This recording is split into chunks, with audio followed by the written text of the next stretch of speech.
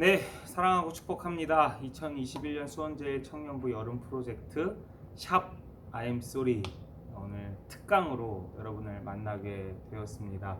여러분 특강 시작하기 앞서서 무더운 여름 잘 보내고 계신가요? 그리고 코로나 4단계가 지금 한 달이 넘게 계속 연장되면서 많이 지쳐 있을 거라 생각이 드는데 그럼에도 불구하고 이 어려운 시기에 우리가 가장 의미 있는 일을, 그리고 어떻게 보면 가장 신앙적인 일을 지금 도전하는 중에 있습니다.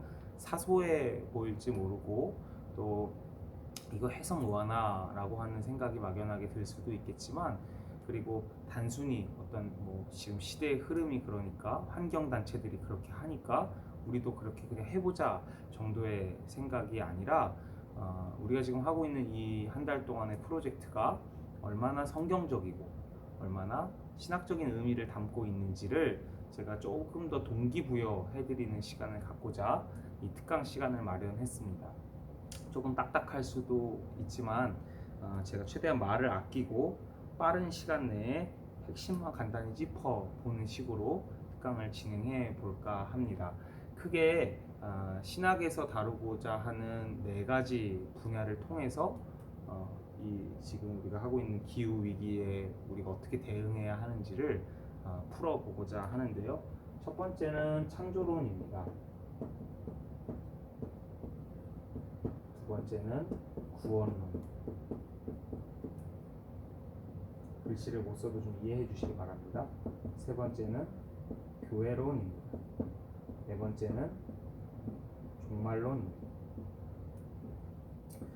더 많은 신학적인 이론들을 가지고 또 분야들을 가지고 이 생태에 대해서, 지금 이 환경 문제에 대해서 접근할 수 있겠지만 우리가 이 4가지만 알아도 좀 충분하지 않을까 싶어요. 근데 이렇게 설명하기 시작하면 여러분 벌써 졸음이 오시죠? 그래서 조금 더 와닿게 이것으로부터 출발하는 각각의 질문들을 여러분과 나누는데 조금 더 중점을 두고자 합니다. 첫 번째, 창조론. 창조론, 한마디로 우리가 창조 신앙을 갖고 있잖아요. 창세기 1장 2장에서 나와 있는 하나님께서 세상을 대초에 창조하셨다라고 하는 선언을 우리는 아멘 하고 믿습니다. 그리고 그것이 진실임을 우리가 믿습니다. 진리인 것도 믿습니다. 그 창조 신앙이 어떤 질문을 우리에게 가져다 주냐면, 지금 이 세상은 괜찮은가? 라는 이 질문을 우리에게 던지는 것으로 우리가 받아들일 수 있겠습니다. 우리가 창조 신앙을 갖고 있다는 것, 우리가 창세기 1장 2장을 우리의 믿음으로 고백한다는 것은 단순히 이것이 과학적으로 사실이냐 아니냐 그걸 따지기 위해서 성경에 창세기 1장 2장이 존재하는 것이 아니라, 창세기 1장 2장이 주는 가장 핵심은 무엇이냐면, 지금 이 세상이 괜찮은가 돌아볼 수 있도록 원안을 주는 것입니다. 원안. 우리 특히 수원제일교회는 4대문 안에 있습니다. 그렇죠? 북쪽에는 장안문이 있고, 남쪽에는 팔달문이 있고, 서쪽에는 화서문이 있고, 동쪽에는 창룡문이 있죠. 예전에 조선시대 때인가요? 만들어진 문들일 텐데 그 문들을 지금도 보면 보수하고 있는 것을 볼 수 있습니다. 끊임없이 공사를 하면서 보수를 하더라고요. 그리고 또 새롭게 만들고 또 새롭게 만들고 또 다시 복원하고 다시 복원하고. 근데 복원할 때 무엇을 보고 복원을 할 수 있을까요? 최대한 원안이 가까운 것이 있으면 그걸 기준으로 해서 지금 이대로 괜찮은가? 많이 낙후되어 있는데? 많이 녹슬었는데? 많이 부식됐는데? 그러면 다시 그걸 고쳐나가는 작업, 리스토어라는 작업을 하겠죠. 성경에서 말하는 창세기 1장과 2장이 갖고 있는 역할의 위치는 이것입니다. 원안을 제시해 줌으로써, 원래 세상이 이랬어 라는 것을 제시해 줌으로써, 그러면 지금 이 세상은 괜찮니? 라고 우리에게 질문을 던지고 있다는 것이죠. 자, 하나님이 이 세상을 말씀으로 창조하셨대요. 그리고 보시기에 좋았더라. 그것 자체가 선했다고 합니다. 그런데 악이 들어왔다라고 창세기 3장부터 말씀하고 계시죠. 그 악이 들어옴으로 인해서 세상이 어떻게 깨어지게 되었는지, 이 질문 앞에서 아니 이 세상은 괜찮지 않아, 충분히 괜찮지 않아, 많이 변질되었어, 많이 썩었어, 많이 부식되었어, 그래서 다시 복구하는 작업이 필요해 라는 것을 들려주는 것이 창조 신앙이 우리에게 주는 질문이고 방향성이라는 것이죠. 충분하지 않다, 망가진 세상이다, 그리고 이것이 망가졌다면 어디로 돌아가야 할까를 제시해 주고 있습니다. 어디로 돌아가야 되겠습니까? 창세기 1장에서 보면 하나님이 무엇부터 창조하시죠? 빛이 있으라 하고 빛부터 창조하시죠. 그러면서 온 우주 만물을 창조하시고 그리고 좁혀져서 마지막에 창조하신 게 인간입니다. 여러분 이 순서를 기억하시기 바래요. 인간을 만들어 놓으시고 거기에 끼워 맞춰서 다른 것들을 만드신 것이 아니라 모든 것을 창조하시면서 마지막에 그 중에 일부로 인간을 만드셨다는 것을 기억하셔야 돼요. 근데 우리는 그동안 인간 중심적으로 이 말씀을 해석하고 인간 중심적으로 하나님이 지으신 이 아름다운 원안을 우리 맘대로 해도 된다고 생각하면서 정복하라, 다스리라 이 말씀을 그래 내 맘대로 해도 되는구나 라고 착각하면서 온통 하나님이 만드신 세상을 경외하지 않고 존중하지 않고 다 내 탐욕에 끼워 맞춰서 갉아먹어 왔다는 거죠. 그것들이 현대 사회에 오면서 가속화되면서 지금 이 세상은 괜찮은가의 질문에 대해서 우리가 이 원안을 보면서 아니 라고 말할 수 있는 것. 왜 이 세상이 지금 괜찮지 않은가? 우리는 창조신앙이 있기 때문에 그것을 말할 수 있다는 것을 기억했으면 좋겠습니다. 두 번째로 구원론과 관련돼서 살펴보려고 하는데요.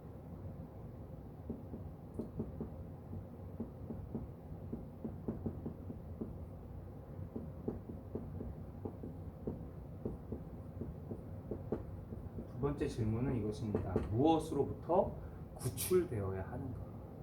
자, 지금 이 망가진 세상 속에서 우리가 충분히 괜찮지 않다라고 답을 내렸습니다. 그렇죠? 그것이 창조 신앙이 갖고 있는 우리에게 주는 의미라고 했습니다. 그리고 원 안으로 돌아가야 한다라는 것을 말씀해 주고 있죠. 그러면 이 원 안으로 돌아가는 그 모든 방향성과 어떻게 돌아가는지에 대해서를 이야기해 주는 것이 바로 구원론입니다. 우리가 구원이란 단어를 굉장히 많이 쓰죠, 교회에서. 그래서 신앙적인 단어라고 생각하는데 사실 이거는 119에서 많이 쓰는 단어입니다. 구출해내다, 구조해내다, 건져내다, 살려내다 라는 단어입니다. 그럼 무엇으로부터 구조돼야 될까요? 무엇으로부터 구출돼야 될까요? 이걸 알아야 제대로 된 구원론이 잡히고 그 다음으로 넘어갈 수가 있는 것이죠. 우리 예수 그리스도로 인해서 구원받았다라는 거 아멘 아멘 하는데 당신 구원받았습니까? 네, 구원받았습니다. 네, 구원 과정에 있습니다 라고 이야기할 수 있는 것, 뭐로부터 구출되어야 되는지를 먼저 아는 것이 중요합니다. 뭐로부터 구출되는 것일까요? 또 성경적인 단어를 쓰자면 죄라는 단어가 되겠죠. 이건 신앙적인 의미에서는 하나님을 떠난 상태를 우리는 죄라고 합니다. 그리고 내가 하나님이 되는 것, 이것도 죄라고 합니다. 다시요. 하나님을 떠난 상태, 그것이 죄이고 내가 스스로 하나님처럼 살려고 하는 것, 내 맘대로 살려고 하는 것, 그게 죄라고 합니다. 근데 이게 너무 추상적이에요. 그렇죠? 하나님을 떠난다는 건 뭐지? 내가 하나님이 된다는 건 뭐지? 이게 머릿속으로는 그냥 그런가 보다 하고 그냥 예배 때는 와닿는데 정작 내가 예배당 밖으로 나가서 죄가 뭔지에 대해서 피부로 와닿지 않는 거예요. 죄가 뭔지를 모르니까 죄의 본질이 피부로 와닿지 않으면 어떻게 되냐면 이것으로부터 구출되는 그 결과도 몰라요. 이게 뭔지를 알아야 이것으로부터 빠져나올 수 있는데 이게 뭔지를 모르니까 빠져나오는 것도 모르는 거예요. 그래서 그냥 공허한 울림만 돼요. 전 구원받았어요. 그냥 감정적으로 기쁜데요. 그냥 뭔가 하나님이 나를 그냥 안아주시는 것 같았어요. 그리고 끝나요. 아무것도 실제적인 돌이킴이 없어요. 죄가 뭔지 모르면 여러분 회개도 뭔지 모릅니다. 그럼 죄가 실질적인 의미를 갖고 있는 것은 무엇이냐면 제가 늘 자주 쓰는 단어인데 자기중심성입니다. 나중심. 다른 말로 하면 탐욕입니다. 하나님을 떠났을 때 즉각적으로 일어나는 행태는 무엇이냐면 자기중심성이에요. 내 멋대로 하고 싶고 내가 중심이 되는 거. 다른 말로 하면 내가 하나님이 되는 거. 다 이게 자기중심성. 나밖에 모르는 거. 그래서 오로지 나의 필요를 채우기 위해 다른 모든 것을 파괴하고 짓밟아도 아무 상관이 없는 상태가 죄입니다. 그동안은 우리가 이것을 어디까지 영역으로 적용을 했냐면 나 스스로를 파괴하거나 다른 사람한테 해를 끼치거나, 그렇죠?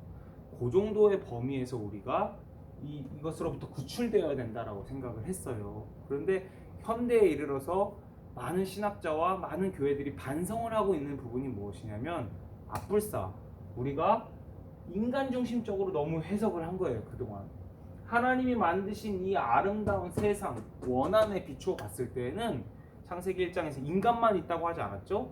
온 우주 만물 안에 인간이 있는 것이고, 그런데 인간이 죄로 인해서 자기 중심적으로 온 우주 만물을 다 집어삼켜버리고 있어서 모든 피조물이 지금 멸망의 길로 고통당하고 있다.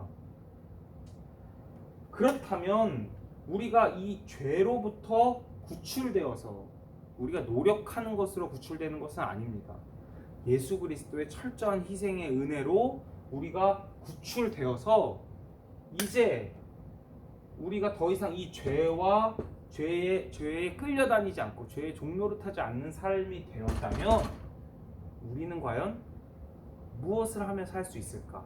자, 그것이 바로 그 결과가 무엇이냐면 교회입니다. 그래서 다음 질문은 우리는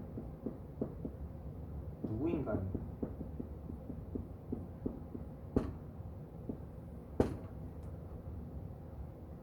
예수 그리스도의 은혜로 인해 이 나 중심이라고 하는 감옥에서부터 우리가 빠져나와서 공동체를 이룬 우리는 과연 누구인가?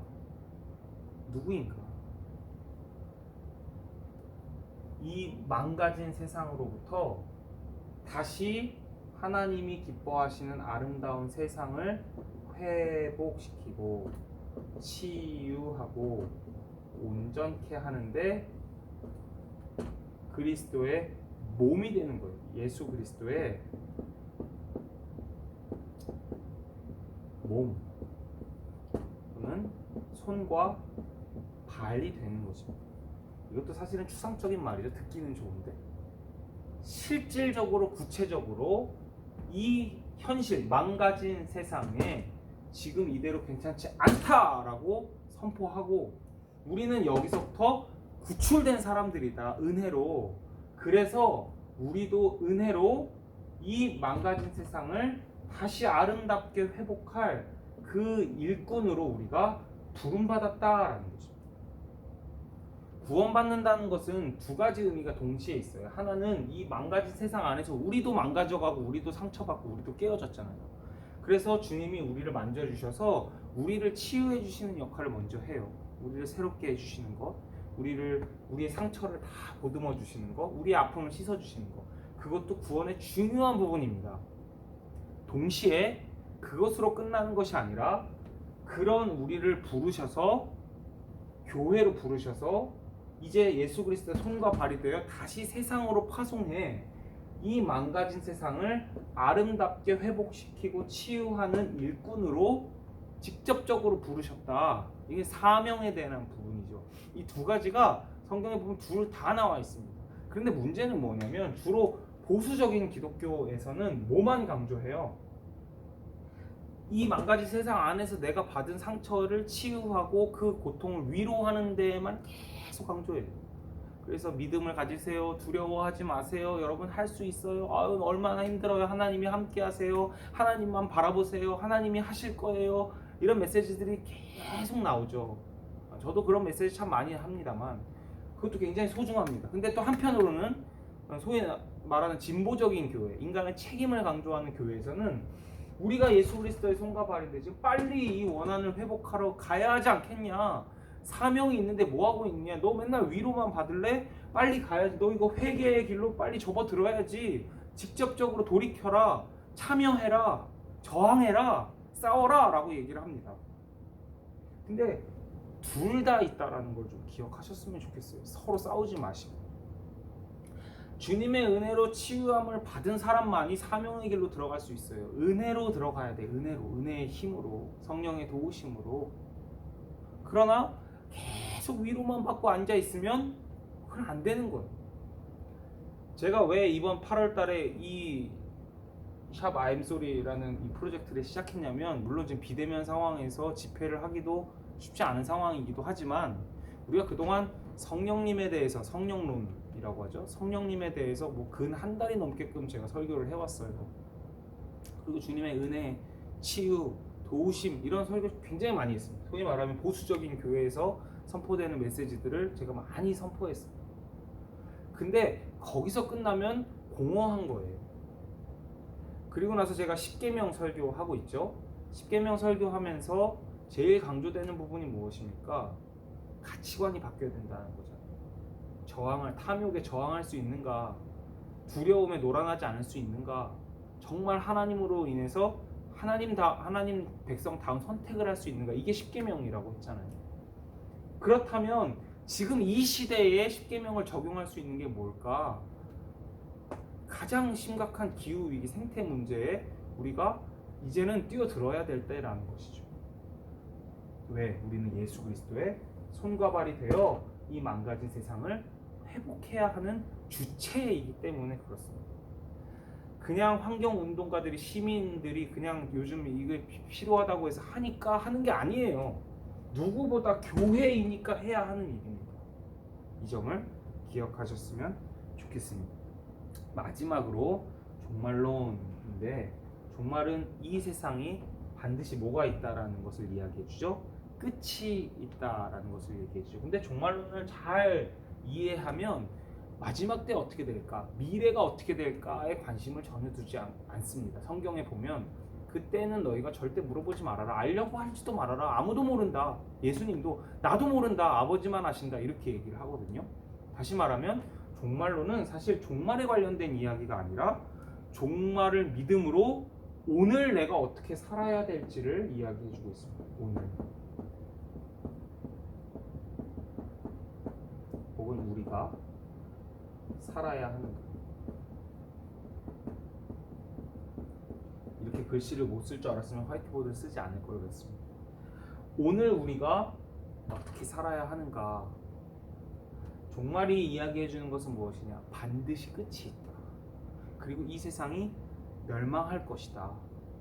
그런데 여러분, 여기서 중요한 것이 있어요. 무엇이 중요하냐면 완전한 하나님의 나라가 이 땅에 마지막 때에 임한다는 거예요.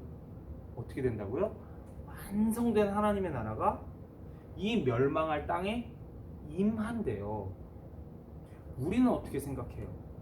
우리는 그동안 어떻게 생각해 왔어요? 우리가 그냥 이렇게 살다가 죽어서 내가 천국에 간다라고 생각을 하잖아요. 그렇죠? 우리 관점이에요. 그러나 성경적인 관점은 무엇이냐면 이 세상에서 마지막 때 예수 그리스도가 다시 오시면서 완전한 하나님의 나라가 이 땅에 임한대요. 그리고 멸망할 것들은 다 멸망한대요.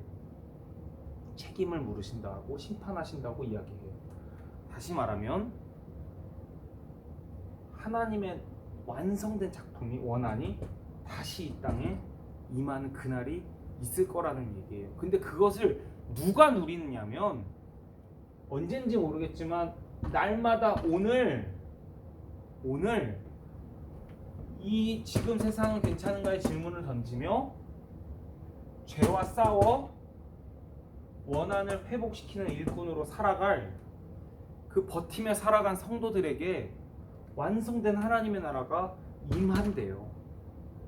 여러분, 이거 들으면 굉장히 뭐랄까요, 희망적이죠.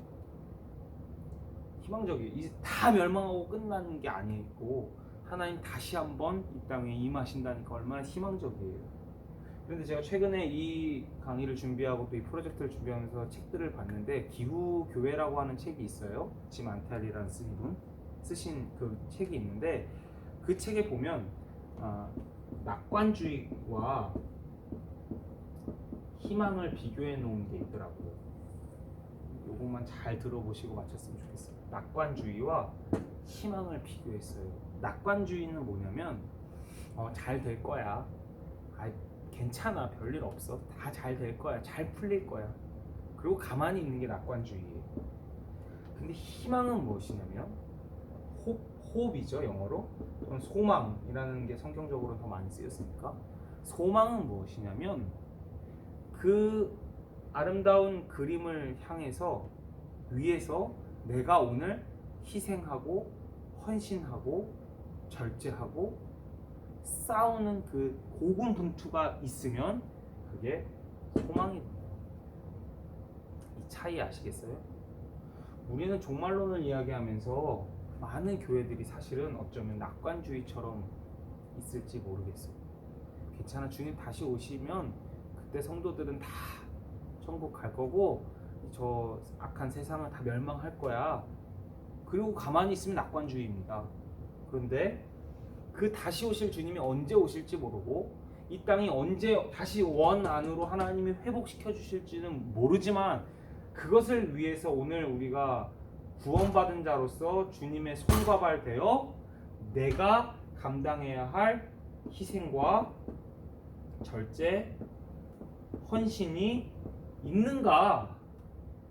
이게 한마디로 상징적인 단어로 십자가고요. 이 십자가 지은 성도들, 오늘 그렇게 산 성도들, 오늘 그렇게 하루하루 사소한 것도 선택하고 감당해낸 성도들은 우리의 힘으로 이것이 이루어지는 것이 아니라 마침내 하나님께서 종말의 때에 임하셔서 다 책임을 물으실 때 은혜로 살아오면서 은혜의 빚진 자 되어 희생했던 성도들은 완성된 하나님 나라로 받아들여 주신다는 거예요. 이게 성경의 메시지예요.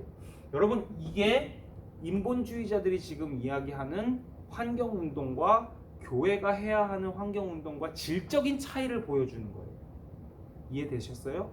우리의 힘으로 우리의 지구를 다 회복시키자. 우리가 할 수 있다. 함께 힘을 모으자. 연대하자. 이거는 인본주의자들, 환경운동가들이 하는 거예요. 물론 그것도 소중해요. 그런데 결말이 달라요. 우리는 우리가 노력해서 우리가 아름다운 지구를 지켜내자는 게 아니에요. 지금 우리가 할 수 없다는 걸 인정해요. 주님이 하셔야 되는 걸 인정해요. 다만 주님이 완성된 그날이 임할 때까지 우리의 자리에서 예수 그리스도의 손과 발이 되어 하나님이 원래 창조하셨던 아름다운 세상이 되도록 극복해 나가고 이것을 희생해 나가고 절제해 나가고 헌신하는 일을 감당해 낸다는 거예요. 그러나 마침내 주님이 그것을 완성하실 것이라는 믿음이 있는 거예요. 종말론을 가진 사람이 차이가 있는 거예요. 여러분, 우리에게는 이러한 신앙이 있습니다.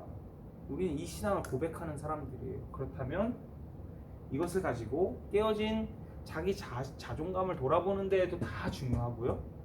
우리의 인간관계를 돌아보는 데도 다 중요하고요. 그러나 이번 8월 한 달 동안은 우리가 뭐에 집중해 보자는 거냐면 이 깨어진 환경, 생태계에 집중해 보자는 거예요. 왜? 이것도 하나님이 창조하신 원안으로 봤을 때 지금 괜찮지 않으니까. 구원받아야 할 대상이고 우리가 같이 힘써야 될 교회니까. 그리고 마침내 주님이 하시겠지만 그러나 그때까지는 우리가 우리 맡겨진 자리에서 이 일을 주님의 손과 발 되어 감당해야 하니까. 요 네 가지 질문들, 지금 이 세상은 괜찮은가? 무엇으로부터 우리가 빠져나오고 구조돼야 되는가? 그렇다면 그걸 경험한 우리는 누구인가? 그럼 오늘 우리는 어떻게 살아야 하는가? 이 질문을 던지시면서 이 질문에 응답하시면서 그렇게 이번 8월 한 달 동안 우리가 깨어진 이 망가진 세상을 회복하는 일에 귀하게 쓰임 받으시기를 주님의 이름으로 축복합니다. 하나님은 어제나 오늘이나 내일이나 영원토록 변함없이 당신의 교회를 통해서 일하십니다. 오늘 내가 하는 이 마스크 끊어버리는 거, 뭐 분리수거하는 거, 음식 남기지 않는 이게 나한테 뭐 이거 한다고 세상이 바뀌냐?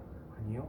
하나님이 그런 교회를 통해 하나님이 직접 마지막 때에 임하실 것이고 마지막 때에 그렇게 견뎌냈던 성도들을 불러주셔서 완성된 하나님 나라로 초청하실 것입니다. 여러분 그 꿈을 가지시고 도전하시기를 축복합니다. 화이팅입니다.